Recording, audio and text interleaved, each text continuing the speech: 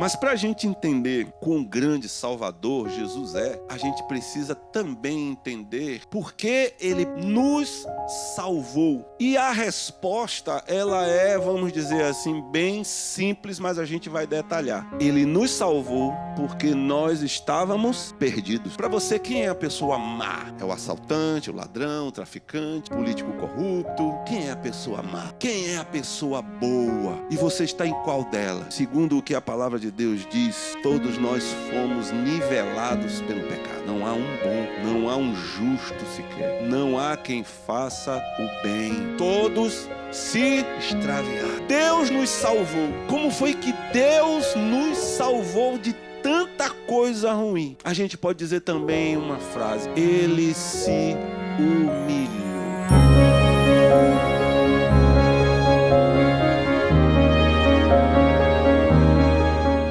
Eu quero hoje ministrar e compartilhar com a igreja, continuar falando de Jesus, amém? Falamos de Jesus, o verbo de Deus, falamos de Jesus, o Filho do homem, e hoje à noite eu quero falar de Jesus, o nosso Salvador, amém? Ele é o nosso Salvador, glória a Deus. E eu espero que depois dessa palavra, você ame um pouco mais a Jesus. Que nós, como igreja, amemos um pouco mais a Jesus, admiremos mais a Jesus, exaltemos e vivamos mais para Ele, para Jesus, porque Ele é maravilhoso. Amém? Glória a Deus. Então, abra sua Bíblia em Mateus, capítulo 1, capítulo 1, versículo 18 até o versículo 23. Diz assim: ora, o nascimento de Jesus Cristo foi assim. Estando Maria, sua mãe, desposada com José, sem que tivessem antes coabitado, achou-se grávida pelo Espírito Santo. Mas José, seu esposo, sendo justo e não a querendo infamar, resolveu deixá-la secretamente. Enquanto ponderava nestas coisas, eis que lhe apareceu em sonho um anjo do Senhor, dizendo: José, filho de Davi, não temas receber Maria, tua mulher, porque o que nela foi gerado é do Espírito Santo. Ela dará à luz um filho, e lhe porás o nome de Jesus, porque ele salvará o seu povo dos pecados deles. Ora, tudo isto aconteceu para que se cumprisse o que fora dito pelo Senhor por intermédio do profeta. Eis que a virgem conceberá e dará à luz um filho, e ele será chamado pelo nome de Emanuel, que quer dizer Deus conosco. Deus conosco é salvação. Amém? Jesus Cristo é o nosso grande Salvador. Disso a gente não tem dúvida, não é verdade? Jesus é o nosso Salvador. Ele não é só um Salvador, Ele é grande Salvador, é um poderoso Salvador. Mas para a gente entender quão grande Salvador Jesus é, a gente precisa também entender de que Ele nos salvou. Do que Jesus nos salvou. Por que Ele nos salvou? Porque estávamos precisando de salvação. E a resposta, ela é, vamos dizer assim, bem simples, mas a gente vai detalhar. Ele nos salvou porque nós estávamos perdidos. Amém? Eu estava perdido. Eu estava perdido. Todos nós estávamos perdidos. Por que que a gente estava perdido? Por causa do pecado. Foi o pecado que nos fez perder-nos. Nós nos perdemos por causa do pecado.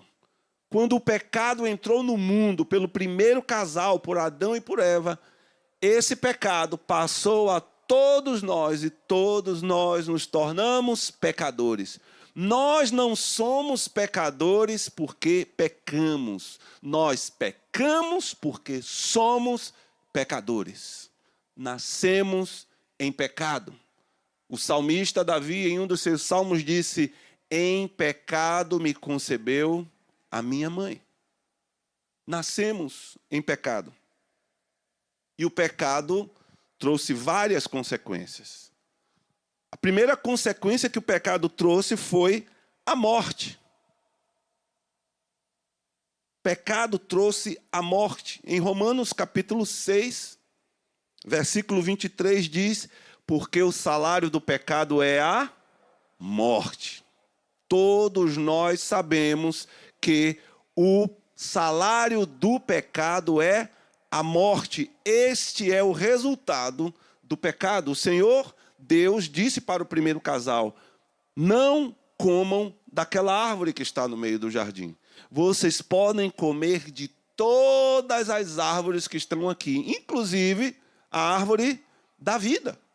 Porém, da árvore que está no meio do jardim, dela não comereis, porque o dia que comerem delas, vocês irão morrer. O dia que vocês comerem dela, vocês irão morrer. Então trouxe a morte. O homem foi expulso do Éden. Ele deixou ali o local onde Deus havia colocado, onde Deus havia criado, estabelecido aquele lugar que era como que fosse um elo entre a terra e o céu. E aquele casal dali foi expulso. Um local onde eles tinham comunhão com Deus. Um local, era um espaço geográfico onde Deus estava, onde Deus vinha, onde Deus conversava com ele, onde o Senhor se apresentava para ele. Então o pecado trouxe morte. E a morte trouxe o luto, trouxe a dor, trouxe até a separação, trouxe a culpa, a vergonha, o medo. O pecado fez isso. Mas também o pecado trouxe ao coração do homem a rebeldia. Este é um grande problema de todos nós. O pecado trouxe uma rebeldia à alma do homem. Em Romanos, capítulo 3, verso 10 e 12, diz assim: como está escrito, não há justo, nem sequer um, nenhum sequer, não há quem entenda, não há quem busque a Deus, todos se extraviaram, a uma se fizeram inúteis, não há quem faça o bem, não há nenhum sequer. O pecado trouxe essa independência, essa rebeldia diante de Deus. Então, o coração do homem é mau desde a sua meninice. Está escrito em Gênesis, no capítulo 8, isso. O coração do homem é mau, é rebelde, é independente. O outro problema que o pecado trouxe foi a universalização do pecado.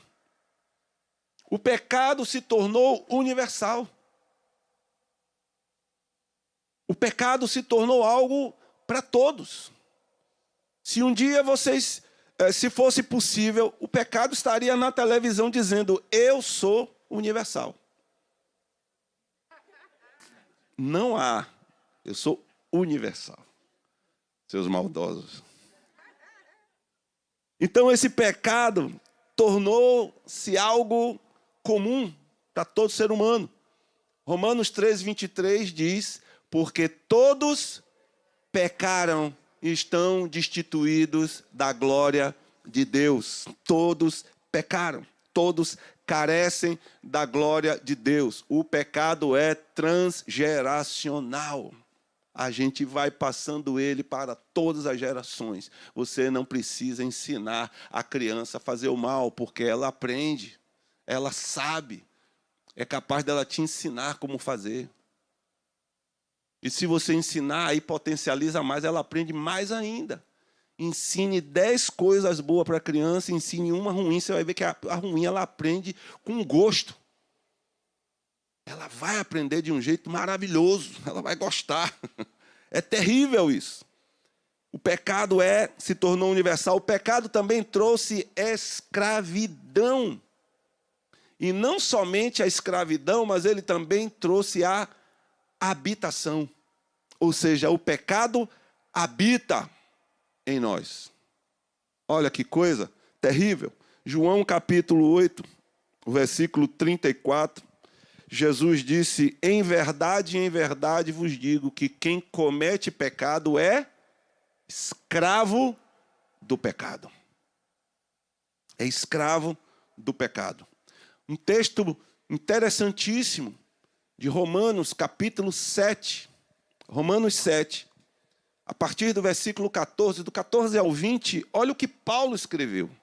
Ele disse assim: porque bem sabemos que a lei é espiritual. Eu, todavia, sou carnal, vendido à escravidão do pecado, porque nem mesmo compreendo o meu próprio modo de agir. Pois não faço o que prefiro, e sim o que detesto. Ora, se faço o que não quero, consinto com a lei que é boa. Neste caso, quem faz isto já não sou eu, mas o pecado que habita em mim. Porque eu sei que em mim, isto é, na minha carne, no meu corpo, não habita bem nenhum. Pois o querer, o bem está em mim, não, porém, o efetuá-lo. Porque não faço o bem que prefiro, mas o mal que não quero, esse faço. Mas se eu faço o que não quero, já não sou eu quem o faz, e sim o pecado que habita em mim. O pecado que habita em mim, que trouxe escravidão, que trouxe habitação, que mora, que fica lá entranhado na nossa vida. E ainda tem um monte de gente que acredita que tem livre-arbítrio. Você tem livre-arbítrio? Você só faz o que você quer. É sério? Não é o que a Bíblia está dizendo. A gente faz o que não quer. A gente faz porque tem algo forte dentro. O pecado. Que é seu, que é meu. É o pecado que habita, que escraviza, que nos leva a viver uma vida distante de Deus, independente de Deus, rebelde diante de Deus. E sabe o que acontece com tudo isso? O pecado, ou uma consequência do pecado, condenação. Romanos capítulo 5, versículo 18, diz assim: por uma só ofensa, por um só pecado, veio o juízo sobre todos os homens para condenação. O pecado trouxe condenação. O pecado trouxe punição. Nós somos punidos pelo nosso pecado e pelos nossos pecados. A gente passa por dor, a gente passa por luto, tudo isso são consequências do pecado. Morte, vergonha, angústia, medo, ansiedade, tristeza. Quantas e quantas coisas vêm como consequência do pecado. O pecado traz condenação, o pecado traz punição. Existem punições do pecado que são naturais, são resultados naturais das nossas escolhas, resultados naturais das nossas decisões, resultados naturais daquilo que a gente faz e que o homem não vai conseguir escapar, porque elas são inevitáveis. Não vai se salvar, nem mesmo se você crê em Jesus, se você se arrepender dos seus pecados. Existem consequências dos nossos pecados que nós não vamos nos livrar. Se eu for um drogado, se eu me acabar de cachaça, se eu me acabar e me tornar um ébrio, eu vou trazer consequências ruins para a minha vida, para a vida da minha esposa, para a vida dos meus irmãos, para a vida da igreja. É ou não é? Não tem como eu me livrar disso. É uma consequência natural do pecado. Se eu for um preguiçoso, eu não quero trabalhar, eu só quero ficar assistindo vídeo no YouTube, olhando rede social, eu não quero trabalhar, você acha o quê? Que eu vou ficar rico? que eu vou prosperar? Se você na sua empresa resolver cruzar os braços e dizer assim, sabe de uma, não vou trabalhar mais. Não vou fazer mais nada. Já pensou? Eu sou dentista, Adriana, chega lá e diz assim, simplesmente não vou mais fazer nada. Acabou. O dinheiro que cai do céu vai cair? Nem Silvio Santos está aí para jogar mais. Não é? São consequências. O preguiçoso não vai prosperar. Não vai crescer. Não vai se dar bem. É ou não é? Não vai adiantar. O cara que é criminoso, também ele vai ter a consequência dele. Ele vai levar o fardo nas costas dele, do crime dele. Pode ser preso, vai ficar lá. Preso na cadeia ou não. Pode ter até ganhar uma grana aí, alguns. Mas vão viver com esse fardo, se escondendo. A vida inteira. São consequências naturais. São punições naturais por conta do pecado. E existem as punições que são punições chamadas positivas, ou seja, punições que são acrescentadas, que são adicionadas à vida da pessoa, que essas vêm pelas leis e pelo decreto de Deus. Você vai ver vários textos. Mateus capítulo 3, verso 10 diz assim, já está posto o machado à raiz das árvores. Toda árvore, pois, que não produz bom fruto é cortada e lançada no fogo. Isso é uma consequência do pecado, uma punição pelo pecado que vem de uma lei divina. Em 1 Crônicas, capítulo 10, verso 13, diz assim, assim morreu Saul por causa da sua transgressão cometida contra o Senhor, por causa da palavra do Senhor que ele não guardara e também porque interrogara e consultara uma necromante. Por conta do seu pecado, tinha uma lei divina contra esse tipo de prática e ele sofreu por conta de uma lei divina. Como muitas vezes tinha leis lá falando sobre o adultério, o que aconteceria com quem cometesse adultério? Morreria.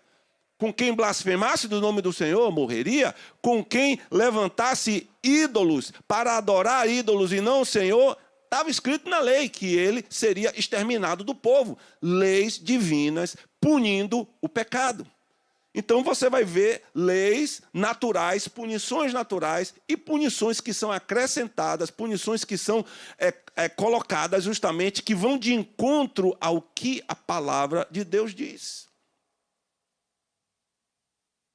O pecado trouxe condenação. O pecado trouxe condenação. Quando você vê essa coisa toda do pecado, quando você pensa na sua vida, eu pergunto para você, o que as pessoas acham de você? Aquela pergunta que Jesus fez, né? Que dizem os homens ser o filho do homem. O que as pessoas pensam de você? Você é uma pessoa boazinha? Uma pessoa legal? Eu sou uma pessoa boa. Eu sou um homem legal. Eu sou um cara legal. Eu sou uma mulher legal. Eu sou uma pessoa tão amável. O que será que as pessoas pensam de você? E como é que você, inclusive, fala de você para as pessoas? Como é que você é? Eu sou uma pessoa legal. Eu sou uma pessoa... Às vezes eu sou meio duro. É assim que a gente fala. Outra coisa, o critério. Qual o critério que você usa para achar que alguém é uma pessoa boa? Que é uma pessoa legal? Que critério você usa? O que é que você fala acerca dessas pessoas? Para você, quem é a pessoa má? É o assaltante, o ladrão, o traficante, o político corrupto? Quem é a pessoa má? Quem é a pessoa boa? Para mim, para você. E você está em qual delas? Eu estou no lado das pessoas boas ou das pessoas más? Nós temos os nossos critérios, né? Para olhar, para definir. Mas eu vou dizer uma coisa para você. Segundo o que a palavra de Deus diz, todos nós fomos nivelados pelo pecado. O pecado nos nivelou. Botou todo mundo como pessoas ruins. Não há um bom. Não há um justo sequer. Não há quem faça o bem. Todos se extraviaram. Eu sou bonzinho, eu sou isso. No fim das contas, o que é que a gente diz? Todo mundo morre. E se morre é por quê? Porque pecou. Toda alma que pecar, essa morrerá. Toda alma que pecar, essa morrerá. Hebreus 9, 27 está dizendo, porque está ordenado aos homens morrerem uma só vez, vindo depois disso o juízo. Todos estamos, vamos dizer assim, livres, vulneráveis para poder morrer. O pecado nivelou todos nós. Não há ninguém bom. Não há justo, não há santo, não há melhorzinho. Todos pecaram porque todos são pecadores.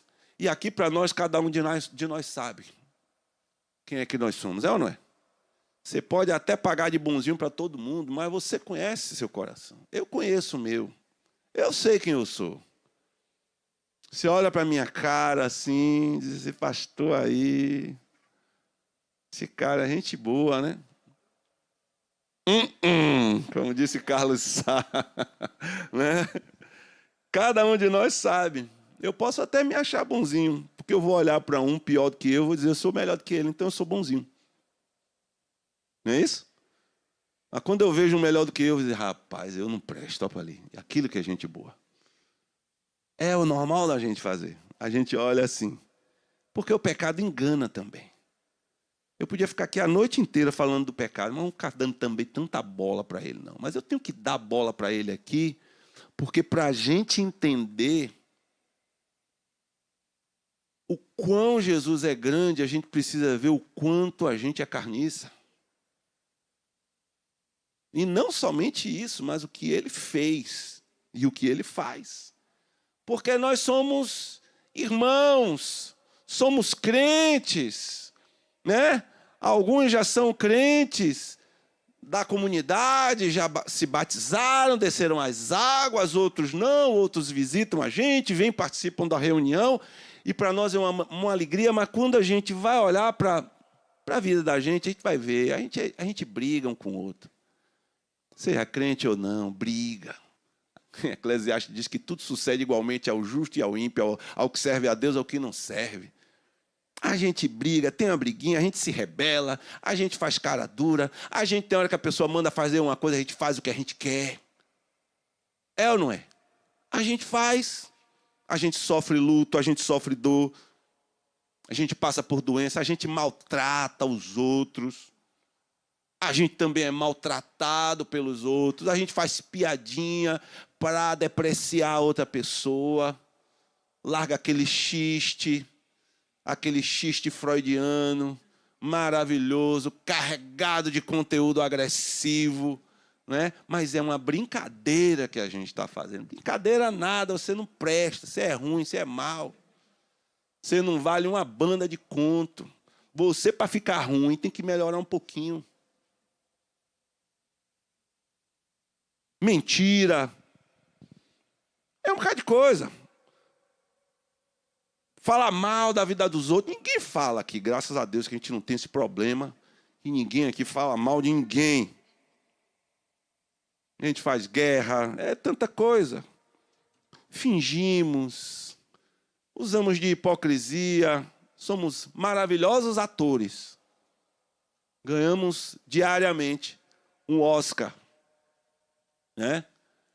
Do crente fingido, da pessoa fingida, do amigo fingido, do colega de trabalho fingido. Eu estava assistindo um programa de competição, assim, achei interessante. Aí os caras, vai lá, vença, não desista, não desista. Ali por dentro, tomara que você perca, miserável. Porque se você ganhar, quem vai perder sou eu. Perca, ordinário. Ali por dentro a gente via ali o sangue escorrendo, aquela coisa, aquela pessoa, que bom, boa sorte, que vença o melhor e que o melhor seja eu, né? Aquela velha história, mas você vê ali que não existe. A gente tem isso, a gente finge, a gente faz um monte dessas coisas. Romanos 7, verso 22 até o 25, diz: porque no tocante ao homem interior tenho prazer na lei de Deus, mas vejo nos meus membros outra lei que, guerreando contra a lei da minha mente, me faz prisioneiro da lei do pecado que está nos meus membros. Desventurado homem que sou. Eu gosto mais daquela versão que diz assim, miserável homem que sou. Essa a gente enche mais a boca para falar, né? Desventurado é uma palavra muito bonita. Miserável, cabe muito mais. Miserável homem que sou. Quem me livrará do corpo desta morte? Dizem os estudiosos que Paulo estava aqui usando este corpo desta morte como uma metáfora para quando alguém matava os romanos, alguma pessoa, os romanos muitas vezes pegavam o corpo do defunto e amarrava aquela pessoa e ela ficava caminhando com aquele defunto amarrado nela. E Paulo dizia, quem me livrará desse defunto, dessa pessoa que por causa do meu erro eu matei? E aí ele diz, graças a Deus por Jesus Cristo, nosso Senhor. Graças a Deus por Jesus Cristo, nosso Senhor. E porque Paulo agradece por Jesus Cristo a Deus? Porque Jesus Cristo foi aquele que salvou ele de tudo isso aqui. Glória a Deus. Glória ao nome de Jesus. Porque Jesus salvou ele de todas essas coisas. Deus o salvou. Deus nos salvou. E como ele fez isso? Como Jesus, como foi que Deus nos salvou de tanta coisa ruim? A gente pode dizer também uma frase, ele se humilhou. Ele se humilhou. Jesus Cristo, a segunda pessoa da Trindade, se fez carne. A gente costuma dizer que Deus se fez carne. Alguns teólogos dizem que a gente não pode dizer que Deus se fez carne. A gente tem que dizer que a palavra se fez carne. Porque Deus e o Espírito Santo não se fizeram carne. Quem fez foi o Verbo. Foi Cristo. Ele, a segunda pessoa da Trindade, se fez carne e habitou entre nós. E vimos a sua glória como a glória do unigênito do Pai. O Verbo se fez carne, João capítulo 1, verso 14. O Verbo se fez carne e habitou entre nós, cheio de graça e de verdade, e vimos a sua glória, glória como do unigênito do Pai. Ele se humilhou, ele se fez carne. A encarnação de Cristo fez com que ele se tornasse membro da raça humana, dessa raça ruim que somos nós, só que sem o pecado. Amém? Sem o pecado. Ele se fez homem.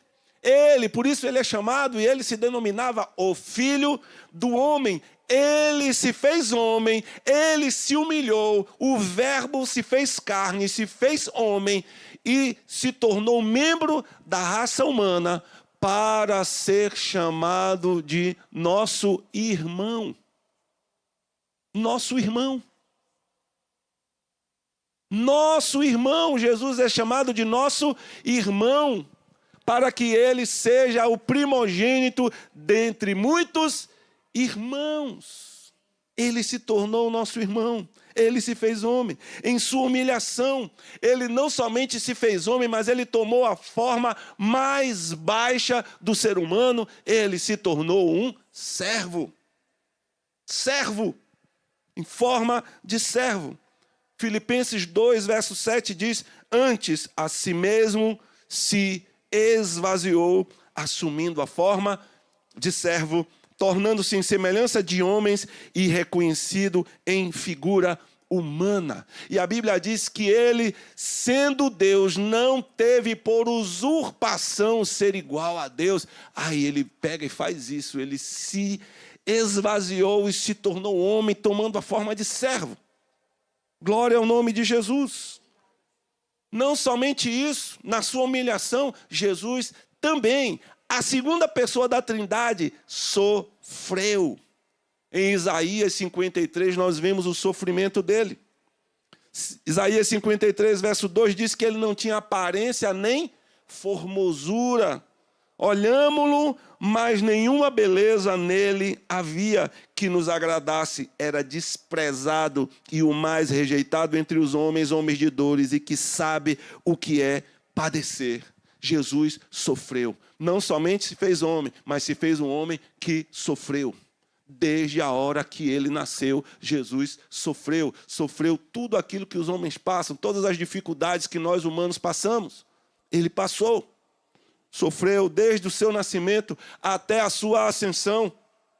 Em sua humilhação, Jesus, a segunda pessoa da Trindade, não somente sofreu, mas ele também morreu.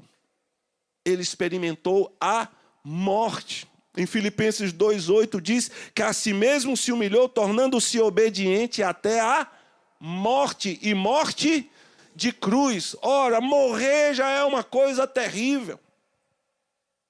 Mas morrer crucificado é mais terrível ainda. E Jesus se humilhou a tal ponto para nos salvar, a ponto de dar a sua própria vida, a sua própria vida. Ele morre. Irmãos, a morte é a pena máxima do pecado. A pena máxima do pecado. Aqui na terra, a gente vai perceber que essa também é a pena máxima. No Brasil não tem pena de morte, pelo menos juridicamente não tem. Mas no crime aí organizado ou desorganizado é essa pena. Em outros países tem também. E se a pessoa não morrer por conta da lei, ela vai morrer por conta da lei natural do pecado, da consequência que é a morte. O pecado e morte são a mesma coisa. Jesus experimenta a pena máxima, a punição máxima pelo pecado, por mim e por você. Ele morre.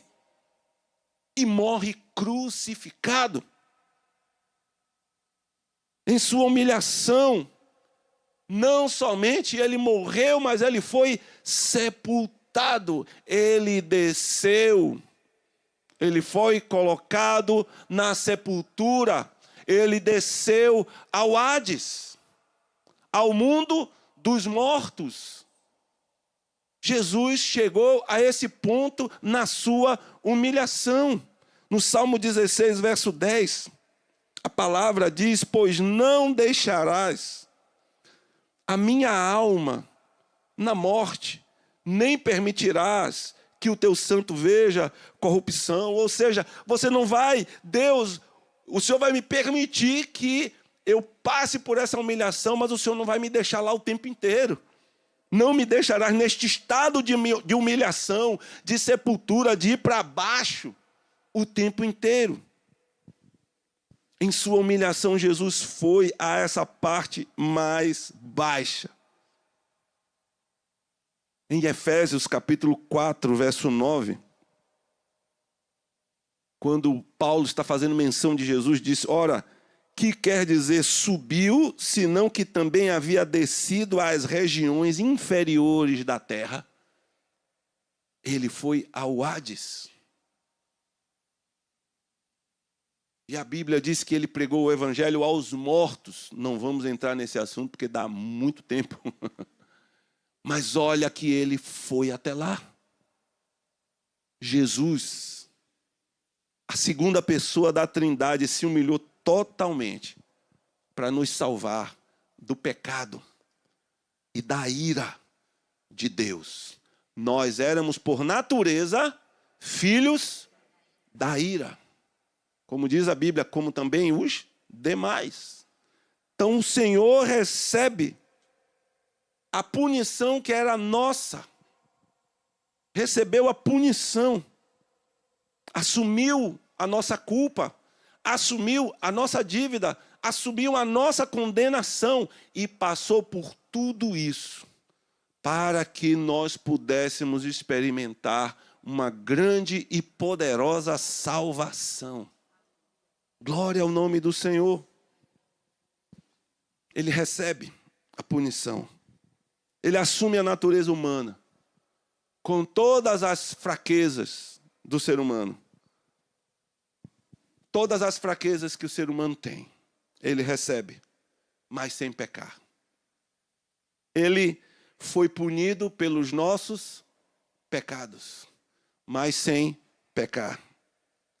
E por isso ele se tornou o nosso Salvador. Ele se tornou o Salvador dos pecadores. Você precisa de salvação? Você viveu no pecado ou está vivendo no pecado? Então você precisa de salvação. Quando você morrer, depois da sua morte, você vai se encontrar, você vai comparecer diante do trono de Deus. O que você vai dizer? O que você vai alegar? Dizer, Senhor, olha, eu estou aqui, eu fui um cara bom. Eu fui bonzinho. Eu era legal, eu ajudava os pobres. Eu dava sopa para os pobres, eu dava comida para os pobres, eu fazia um monte de coisa. Eu visitava abrigo, sei lá. Eu orava, eu rezava todo dia.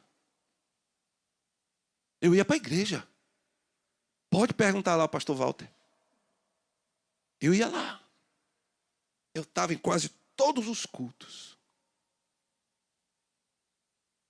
Será que é isso que irá nos salvar? Será que é esse grande argumento que você tem diante do Senhor para dizer, olha, Senhor, eu mereço entrar aí. Eu mereço entrar no céu. Não me deixe de fora, não. Se o Senhor me deixar de fora, o Senhor está sendo injusto.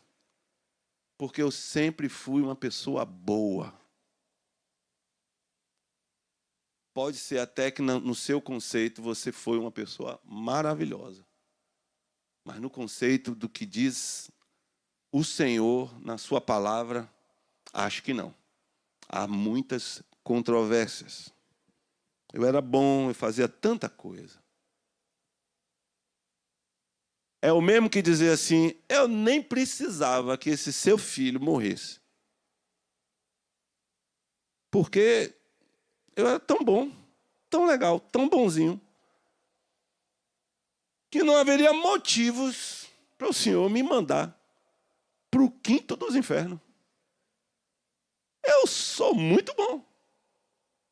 Eu tenho lá algumas falhinhas assim, mas no geral, a minha vida, eu fiz algumas coisas que compensaram essa compensação, né? Eu fiz algumas coisas assim que, assim, quando vai fazer o cruzamento aí, débito e crédito, eu acho que eu estou com um saldozinho positivo, né? Será? As consequências do seu pecado estão me batendo no seu corpo. Está batendo aí na sua vida, está batendo aí na sua consciência. O que você fez? Quem você foi? Ah, mas foi há tanto tempo. O tempo não apaga pecado. Tempo não apaga. Quem apaga pecado é o sangue de Jesus. Mas tempo não apaga. Tempo não apaga o que você fez. Tempo jamais vai apagar. Pode apagar da sua memória. que ela está lá, recalcada, guardadinha, mas ela aparece em várias coisas. Por que que muitas vezes você não consegue se libertar dos seus pecados? Por que que você não consegue muitas vezes se libertar da culpa? Por que você não consegue se libertar de relacionamentos que até mesmo estão tirando você do reino de Deus? Por que que você não consegue? Por que que muita gente não consegue? Por que que você não consegue se libertar de um relacionamento que está te afastando de Jesus Cristo?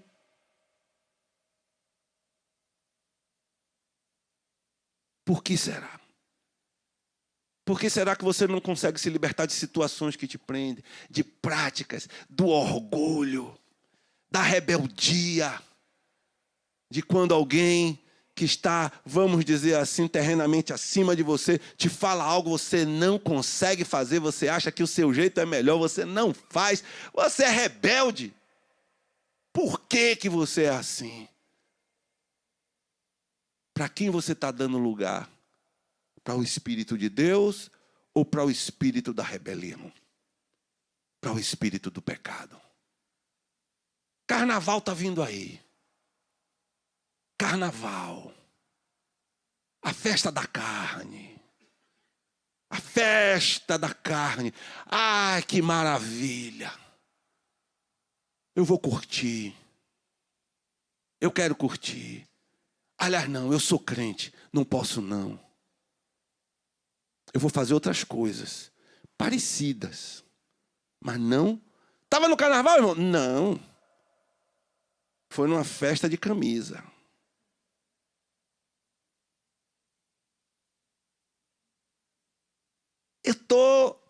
Eu tô bem. Eu tô legal. O orgulho, por que a gente não consegue se humilhar? Jesus foi lá e se humilhou de um ponto tão forte e a gente não consegue. Precisamos de salvação, amém? Precisamos de salvação. Você deseja ser salvo por Jesus? Quando a gente fala de salvação, existe salvação de várias coisas. Quando a gente fala de salvação, na igreja parece que a gente só está falando de ser salvo para ir para o céu, seguro contra incêndio. O fogo não me queima, né? A gente nunca vai para o quinto, porque Jesus morreu por mim, ainda bem, né? E aí eu estou salvo, que maravilha.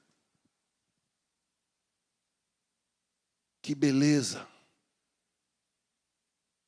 Mas existem tantas coisas para a gente ser salvo.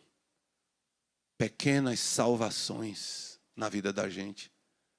Salvação do pecado, salvação do orgulho, salvação de atitudes, salvação de práticas ruins, salvação da hipocrisia, da mentira, salvação, sabe, daquela intriga, de coisas, de picuinhas, de brigas, de, sabe, tanta coisa que a gente tem com outro que não sei quem me falou, e aí me disse, fala, que carnalidade terrível. Quantos de nós estamos precisando de salvação dessas coisas? Sermos salvos. Por isso o Filho do Homem veio buscar e salvar o que se havia perdido. Eu preciso de salvação. Eu preciso de salvação. E hoje Jesus oferece salvação. Mas eu vou dizer uma coisa, salvação não é para todo mundo. Não me chame de herege. Salvação não é para todo mundo. Todo mundo vai ser salvo? Então, tá vendo que não é para todo mundo? Para quem é salvação? Para aqueles que creem.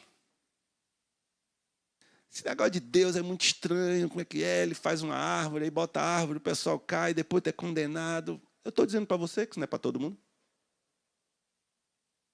Não é para todo mundo. Você só entende isso, só aceita pela fé se o Espírito Santo fizer uma obra no teu coração, na tua vida.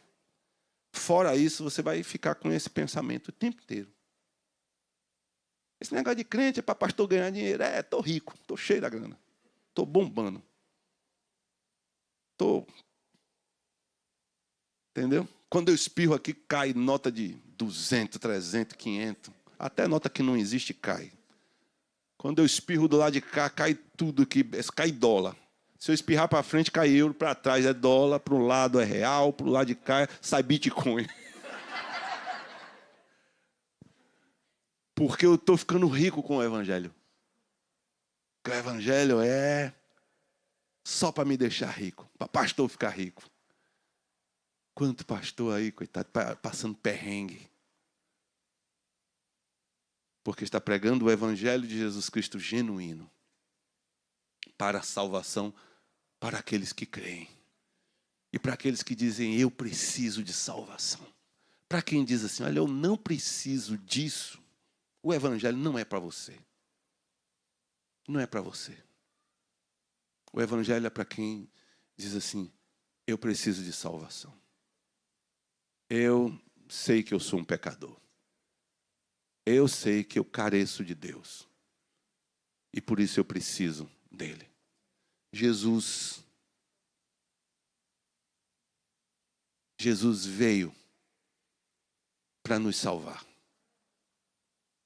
Se você crê nele e quiser segui-lo por toda a sua vida, você tem uma oportunidade. O que a gente faz? Preenche uma ficha. A gente entra no site do céu, preenche uma ficha, espera a aprovação. O que eu acho tão interessante da salvação é que ela começa de um jeito tão simples que Paulo chega a chamar a salvação de loucura. A loucura da pregação. Porque vem um cara todo arrebentado, cheio de pecado, que quando se converteu, o pessoal da rua dizia assim, o pastor já viu a sua folha corrida para aceitar você na igreja? E eu disse, não. Ainda bem. E aí esse alguém crê em Jesus e ele é salvo.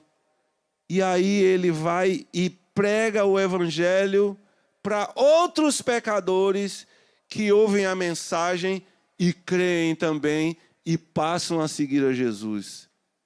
É muito simples, é muito fácil. Você não precisa melhorar em nada para entregar a sua vida a Jesus. Você não precisa resolver problema nenhum antes de entregar a sua vida a Jesus.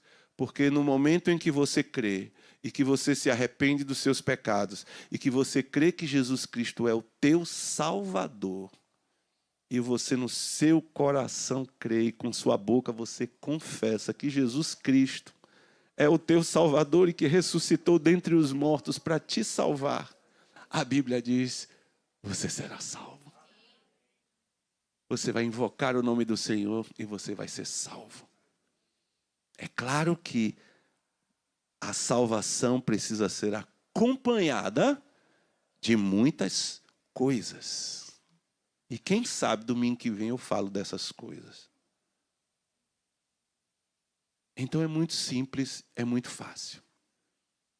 E a salvação, ela desencadeia um processo na sua vida de transformação. Para que a cada dia você seja conformado à imagem de Jesus Cristo. E acontece, para aqueles que creem, para aqueles que se submetem, para aqueles que verdadeiramente foram libertos do pecado. Mas para aqueles que não foram, não vai continuar vivendo a carniça que vive. Sendo crente meia boca, dizendo para todo mundo que é crente e que não é.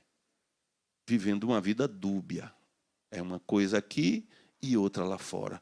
Mas para aqueles que verdadeiramente se arrependeram e querem seguir a Jesus, serão transformados pelo poder de Deus e estarão brilhando como a luz do dia, que vai, nasce o sol fraquinho, daqui a pouco fica fortão.